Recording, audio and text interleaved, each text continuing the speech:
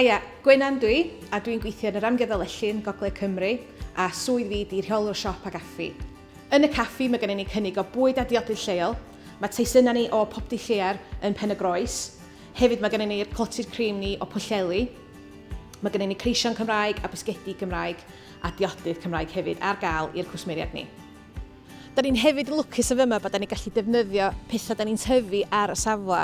Mae gennym ni thyme, madram, rosemary a mint. Da ni'n hefyd yn tyfu llysiau a rywbab, ond anffodus mae malwod wedi cyrru ni flwyddyn yma. So hefyd yn y siop mae gennym ni lot o dewis bwyd a diodydd Cymraeg ac yn lleol i'r ymwelwyr i'n cael mynd adre efo nhw. Fel enghraifft mae gennym ni jams a chutney o Welsh Lady yn Pwllheli, mae gennym ni bisgedi o Llanrwst a hefyd bisgedi o Gwynedd Confectionery yn Bala. So mae gennym ni dewis dda hefyd o cwrw lleol, mae gennym ni Snowdon Craft, hefyd mae gennym ni cwrw llyn a bragdy lleu.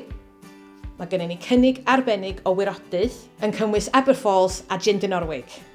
Mae gennym ni cynnig lleol arbennig a mae'n gyd yn dod o Gwynedd.